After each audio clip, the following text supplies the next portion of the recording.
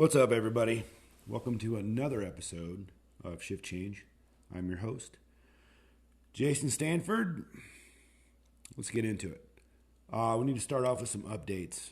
A lot of life updates right now. Let's start with our boy MFC. For those of you that may not know, our good friend MFC about a year ago to the day, really, within a couple weeks, was diagnosed with glioblastoma. He had his first brain surgery last year, end of this month. Successful. They got it all. This March, almost a year later, he found out he had some regrowth. So he's back up at Mayo. As of the time of this recording, he's completed his surgery. They were able to get it all. Sounds like second verse, same as the first. Should be getting out tomorrow and back home so he can recover this weekend. So there's way more to this story and way more that we will talk about. And hopefully we get to talk about it with him. But as of right now, just wanted to update everybody on brain surgery number 2. Went well.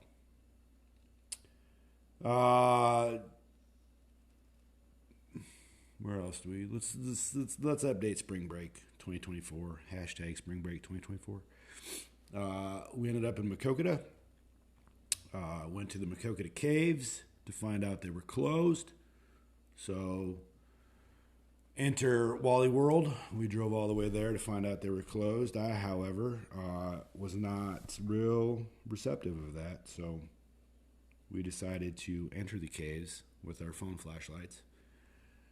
It didn't last long. My wife thought she saw a raccoon. It turned out to be just a water bottle in the creek. My son and I continued as men through the darkness. And he saw a couple bats. So he was like, yeah, I'm probably going to take off, Dad. And so old Dad found himself in a dark cave alone with nothing but his phone light and a bunch of bats sticking to the wall. So I figured I better go check on the other two. And so I just turned around and took off too. So I'll post pictures. We did, however, meet up with an old friend who used to work for our program who lives in the area, and I was able to reach out to him and make contact, and we were able to connect at his house. Had a really nice visit. There was more to that too that I'll share later, but not really in the mood right now. The guy with the shithole garage. He's got his trailer from work. He's got a storage shed. He's got a weekend. You add all those together, and it sounds like he's going to get that garage cleaned out.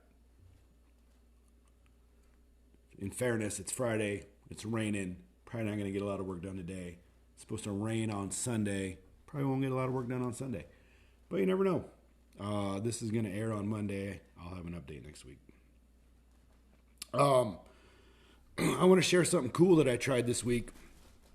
And I just started reaching out to random men that I haven't spoke to in like a really long time. So I just made a generic text message. It says, hey man, just reaching out. Hope you're doing well. And I just picked a few dudes that I haven't talked to in a long time. And I sent it out and made contact with every one of them. Turns out everybody's doing well. And I loved it. So if you're out there thinking that you just kind of wondering how people are doing and you don't want to bother them, or you feel like you're too busy to make a connection, or you're afraid of rejection for whatever reason, just send out a random text and be like, hey man, I hope you're doing well, and see what you get back and what kind of conversation that sparks.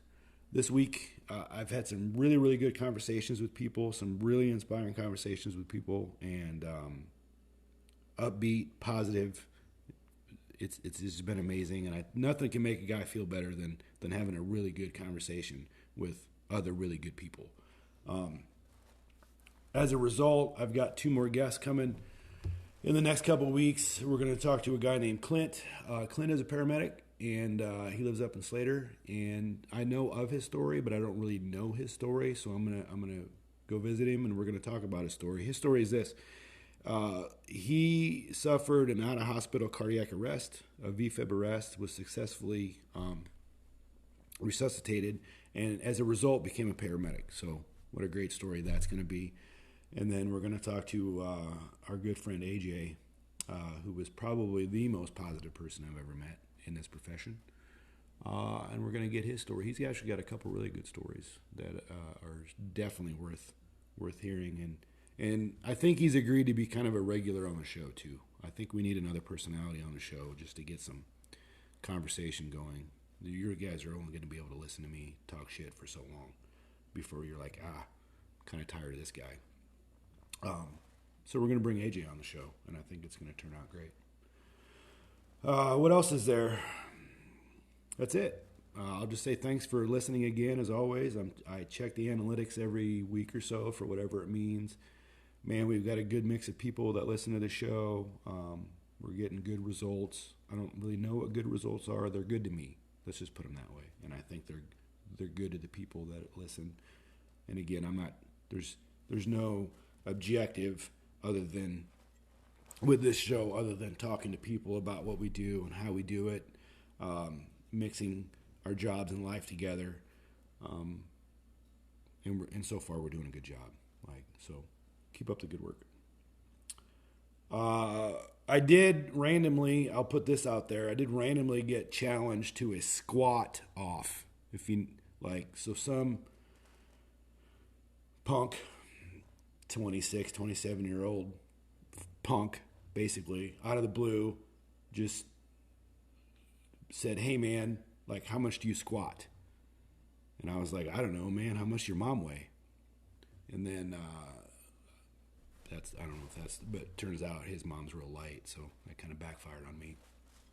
Anyway, out of the blue, this guy's picking on me. I feel slightly bullied that he just targeted me as the competition. But I ain't backing down. We're taking him on. We're going to do it. I got to clear a little bit of a rib injury. That's a different story. I'm taking him on. We're going to do it. I don't know if this is going to be front squats, back squats, air squats. I don't know, but he's got chicken legs. I'm not worried. Let's get into the show. A couple weeks ago, we did a show said how to show up better at home. We just scratched the surface. Every one of those topics we could take and do a more in-depth show on each specific way to show up better at home, and we will. Same as today. Today is how do we show up better at work? And again, scratching the surface. General ideas of ways to improve, if we find need to improve our attitudes and our physical well-being and our mental well-being when we show up to work. This isn't going to tell us how to perform better at our jobs during the shift. And we can do a whole show on that too. But this is just how to get us basically in the door, checking in, reporting shift change, in the best mental and physical condition that we can be in. So we need to talk about how we show up for those people that we serve and for the people that we serve with. And we need to be the best version of ourselves to do it. And I know we get to do some cool stuff in this job, but the meat and potatoes of our job is customer service, right? Like being nice to people, solving people's problems, serving them in whatever way we need to. And we can't do it well, in my opinion, if we're effed up ourselves somehow, some way. Like we're just not in the mood.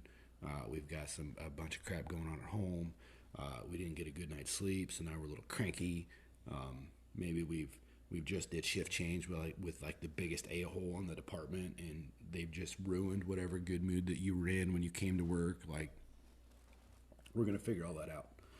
And I know there's people out there that'll be like, listen, Jack, I don't get paid enough to do the things that you're about to ask me to do to come to my job. I'm with you. Okay? But there does come a point where we have, and most of us do in this job. I'm not scolding anybody. I don't think that this is the majority. But we all have a bit of personal pride. We all come from backgrounds that that lend to us being type A personalities and a little bit of an OCD. So we clearly want to show up in the best condition that we can and in the best way that we can with the best appearance that we can. But there are days, right, where we just wake up and we hit and that alarm's going off and he's like, I just don't have it in me today. How can I get better? How can I take this from I'm not 100% to, you know what? Today's going to be a good day. Let's get after it. And I am clearly have been in the mix of everybody's stupid, everybody's dumb. This is just another day that's going to prove that to me. So I'm going to show up assuming that. Nothing I talk about in this podcast is something that I haven't experienced myself or been through myself or witnessed or practiced. So don't think I'm sitting here preaching to you about how to be a good Christian when I myself use the Lord's name in vain. It's not what I'm talking about. Okay? So I get you. You don't get paid enough to shine your shoes. Well, I don't find that to be true, right? And then there's people that are going to use this thing. Well, if I'm just doing that, like, listen, you need to do you in the best interest of your patient. And I know that in our job that we're a business, right? And you are getting ran by people that run your profession as a business. And you yourself are out there trying to do morally good things. And a lot of times those two don't align. So you may think that you're doing more for somebody who doesn't appreciate you, who was just trying to get your call volume up so that they can maybe run into that private payer that may pay the bills for the month. And in the meantime, you are putting in extra time and extra work to make yourself better, and it's only benefiting your employer or your city government or your chief or whatever. And I understand that. I understand the contradiction there. I really do. But at the end of the day, when we are requested to respond to somebody's home or business or situation, we are there for them. Period. We need to be in the best frame of mind to serve them, despite all of the other bullshit that goes on with that, with incentive bonuses and Medicare reimbursements and budget cut. You know what I mean? Like, we can talk about all that shit later, and it's all garbage. Don't be a slave to stupid rules. I'm not saying that. I'm just saying, let's do the best that you and I can do today for the person that called us because they need help. And we'll sort out all that other corporate administration bullshit some other day. Today is about you. So, showing up better for work. Getting ready for your shift takes a little prep work, in my opinion. Now, we're going to talk about 24-hour shifts because that's all I really know about. I can't help the chronic night shifters much because I haven't lived that lifestyle. I do random night shifts, and that is a preparation that is different than what I think a normal 24-hour shift is. So there's subtle differences, but there's differences. So when I speak, I'm going to talk about a 24-hour shift. So for our non-medical people, just imagine waking up today and assuming you're not going to go back to bed until tomorrow, if you're lucky. Doesn't always work that way. Or you're going to get broken sleep. So the example I use for our non-medical people is you're going to get up, get ready for work, you're going to go to your job, and then when most people are getting off work, you're going to sit down and have a meal, and you're going to hang out, and then you're going to go to bed at like 9 or 10 o'clock. But I just want you to know that at some point during the night, I'm going to wake you up, and I'm going to ask you to drive me to the gas station, and we're going to change a tire, and then I want you to drive me to West Des Moines, to another gas station, and I want you to tell somebody about how we changed that tire. And then we're going to get back in the car, and then we're going to drive back home. And then when you get home, I want you to write a story about how you changed that tire, and then who you told that story about changing your tire to. And then I want you to park that car back in the garage and go back to sleep. Oh, and hey, we may do it again at some point before you leave your job at 7 in the morning. Sound cool? Yeah, it's got its perks. So how do we get ready for a day like that, right? So mentally, physically, I use it as it's just like a sports competition. So everybody before the big game or before a game has some sort of ritual, routine, a way that they prepare for their contest. They're training for it. They're practicing for it. And obviously we do that in our business, right? We have training, we have practice. But those are usually on your shift day. So you have 2 days off in between your shift. How are you getting ready for the next one? In my opinion, it starts with how you end the first one. So you're getting off shift. If you're leaving your shift in a pissy mood and you haven't debriefed with anybody about how it went, you had to deal with a bunch of admin bullshit, and you had to deal with a bunch of customer service stuff. And oh, by the way, your partner was a dick, or incompetent or whatever. And you're like, I've got 2 days off, and you're going to let it fester. And then you're not going to do anything to improve your physical self in those 2 weeks because for whatever reason, or those 2 days, for whatever reason, you just don't have time or think you don't have time or it just never came up or you're dealing with other stuff that compounds the stuff that you deal with at work. And then guess what? Boom. 2 days later, you're right back at it. And so you're just never out of that perpetual grind. You may have good days and bad days, but for the most part, you're just never getting out of the stress that you're adding to an already stressful job. So let's come up with a pregame routine. Okay, can we do that? If you're interested. Number one, the night before your shift, go to goddamn bed. Get some sleep. Like, number one, 6 to 8 hours. Just go to bed. Shut the Netflix off. Shut your phone off. Turn your noisemaker on. And go to sleep.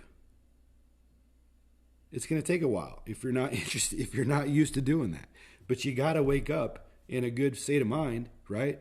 And the only way to do that is to get some sleep. Shut the damn TV off and go to bed. Number one.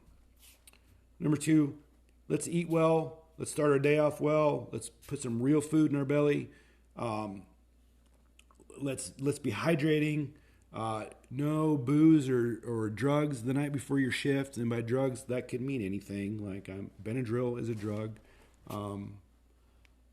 Ambien is a drug. Whatever you got to do, I guess, to help you get that 8 hours of sleep I just said about. But keep in mind that some of those things have lingering consequences into your day.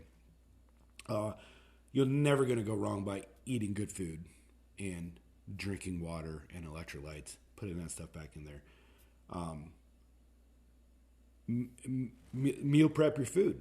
Don't leave your nutrition and the timing that you eat up to your job, because they'll take minutes away from you.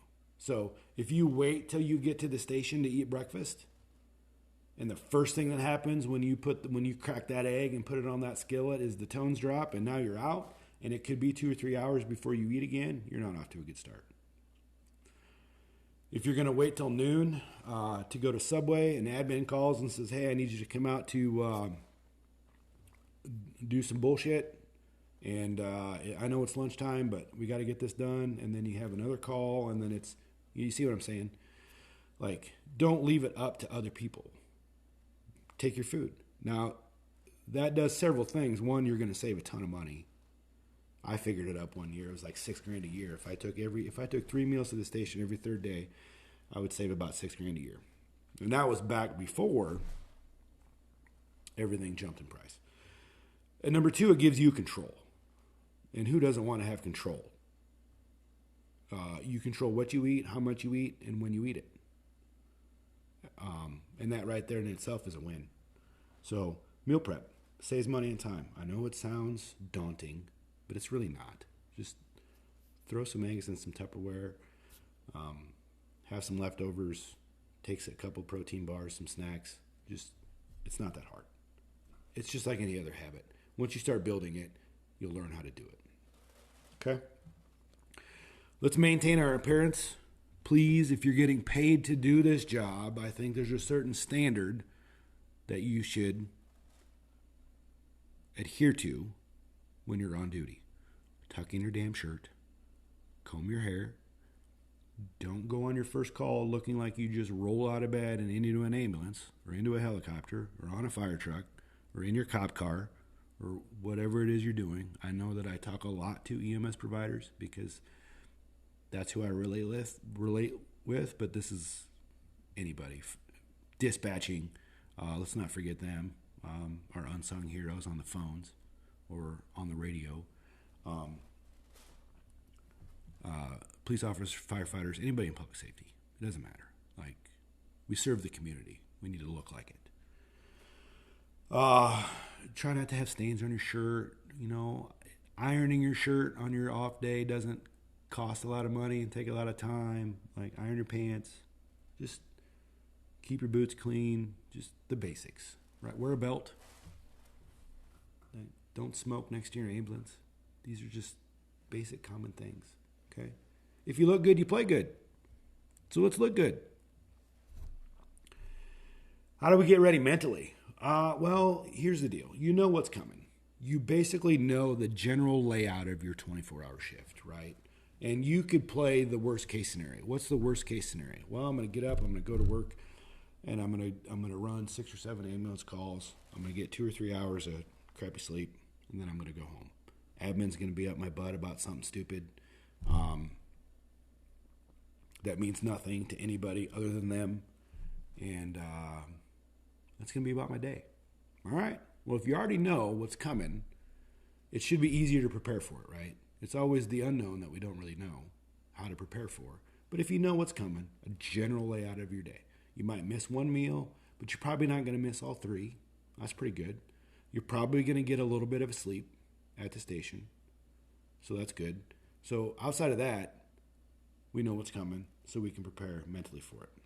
Now, what you can't prepare for, or what's harder to prepare for, is that you're really looking forward to working with the partner you got on the schedule, and then there's a sick call, and that person gets moved, and now you end up got to work with a dipshit, and you're not real fired up about that, and your shift haven't even started yet, and you already learned about this on your way into work, that your day is not going to turn out the way that you'd hoped. Okay, well, it sucks. I get it. But at the same time, our job is to figure it out. I'm going to go to work anyway, set some ground rules, set some expectations, with your partner who you may or may not have ever worked with before, or at least not often, and then just work on getting along. Don't start your day off with like negative stuff, right? So if you're mad about gas prices, like maybe not fill up your truck before you go to work, because it's just going to piss you off more. Don't turn on the news while you're getting around at your house. Don't be around those things that automatically make you mad on your off day, because you're just going to take it into work, and now you're setting your day up with a mindset that's already negative, right? And then you're going to go to somebody's house, despite what their complaint is, and you run the risk of making it feel like it's arbitrary and like it's not really worth your attention, and your nonverbal communication is going to show up, right? So maybe let's not start our day off with things that make us mad. Maybe you're going to go to work, and so you see that person on the schedule that you're just not fired up to work with. And that, I don't know really how to combat that other than maybe just, my partner and I back in the day used to, I don't know if we did it because we were just trying to be funny or not, or if we were trying to be really understanding of each other, but we would ask each other what kind of mood we're in, right? Like, and it sounds funny to say out loud now, and I don't know why, but I thought we were doing each other a favor, I guess. It was like, hey man, what kind of mood are you in today? I'm a little pissy. All right. I'll do my best not to exacerbate that, or what can I do to make you better? And I guess maybe when you say it like that, maybe it was nice. But it never really lasted long, like whatever. And it always stemmed from something that was coming from your time off. And everybody's going through some shit that you don't know about, right? So we do it all the time. We tell each other we're fine, and maybe the 2 off days you had were just miserable. But you showed up to work, and you don't want to be a burden to your partner. So you're like, man, I'm a little crabby, but I'm fine. I didn't get a very good night's sleep or whatever. And it could be much deeper than that. And you only disclose what you want to disclose. I'm not advocating that you have a therapy session with your partner before you shift, but there is benefit in just checking in with them and being like, hey, where are you at mentally today? Where's your headspace? And if it's not up to par, how do we get you there? Or what can I do to help get you there? And I think that's a reasonable assessment of your partner, because that's only going to help you, right? If your partner just says, you know what, I'm kind of a dick today, and then they leave it at that, and you're like, okay, I guess I got to walk on eggshells all day, for your grumpy ass. And that's not fair to you, and it's certainly not fair to the people you serve. So maybe get on the same page, just kind of see where where each other's at, and work on it. You really want to be the person on the schedule, and me and AJ talked about this earlier. You really want to be the person on the schedule that people are excited to see on the schedule. And what a great goal that is. It doesn't matter what day of the week or what shift you're on or who you're with. If people look at you and go, God, shit, yes, we are going to kill it today because this person is on the schedule, that's who you want to be. Try to be there. That is cool. You don't ever want to be the person on the schedule that nobody wants to work with. We all have them. Here's another, maybe on the way to work, maybe you're making a playlist of uplifting music, that you like to listen to, that gets you in a good mood. Maybe you want to make a playlist of podcasts of people that are super positive, and they tell you the affirmations that you need to hear on your way to work. It all helps. It's all reasonable, and it's all, in this day and age, tools that you can use, right? Make a connection on the way to work. Maybe use your commute time to your job to talk to somebody in the business and be like, hey, listen, I'm about ready to go to my 24. I'm a little off today. I don't really feel all that great, but I need somebody to remind me why I'm doing this. Find that person. And more importantly, find that person on your way home from a shift if you need to talk to somebody, or you just want to just debrief about I keep using admin's bullshit, but we all know, and I'm not talking any specific admin, but I'm just saying, admin's bullshit, or maybe there's a frequent facility that calls your ambulance daily, and you just kind of want to vent about their bullshit, and there's always bullshit, right? Some days you're going to wake up and you're just not going to have it, and that's okay. There's sick days for that, man. I'm not saying be a sissy. I'm just saying you only have so much bandwidth. And if you wake up some days and say, you know what, I just can't give this place, these people, my best, then maybe don't. And that's okay too. If your staffing can't handle a sick call, then I don't necessarily think that that's your problem if you have sick time to use, right? Some days you're just not going to have it. And that's okay. And some people can go to work and be like, I'm not at my best today, but I'll figure it out.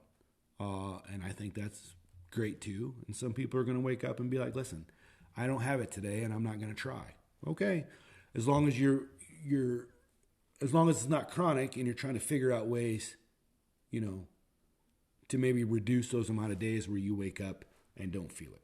And that all starts with your habits at home, I think, personally. So you're decluttering your stress, you're seeing the sun, you're eating good foods, you're drinking good things, you have really good personal connections, you have a support staff, like all of that on your 2 days off, reap a ton of benefits on your 1 day on. They're going to make you more resilient, and you're going to last longer in this job. I promise you. Okay? Someday we'll talk about how to perform better on duty, and I think that there's ideas for that, and I think there's ways to do it. I'm certainly not trying to come off like my way. Like, if you do it my way, then you're going to see results. I'm not saying that at all. I'm just saying there's certainly things I've seen in this industry and experienced myself that have made me better at doing it. But I'm telling you, once the clock to recovery starts ticking, the day after your shift and you're doing shift change and you walk out of that station, everything starts. Your road to recovery starts to get better at the next shift. So I hope all that made sense. It's funny to sit here and for me to try to think up content for this thing and try to put it in some sort of understandable concept. And I think some of the fun is just being unscripted and being raw and just talking. And sometimes there's going to be conversations that are better with two people. But today is one of those where I had to think all week. And it's funny how you're like, I don't know how it's going to turn out. And then all of a sudden you just got a show. So there it is. That's it for now. Update you as the week goes on Instagram about MFC, and really looking forward to next week when we air Clint's story about his how he became a paramedic. So outside of that, if there's anything you need, you'll know how to contact me. Work hard, be kind. Bye.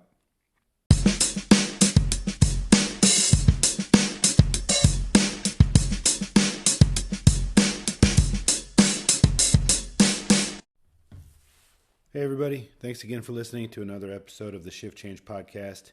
As always, look for updates on our Instagram page at talk.shiftchange on Instagram, and email me with any questions, problems, concerns at talkshiftchange@gmail.com.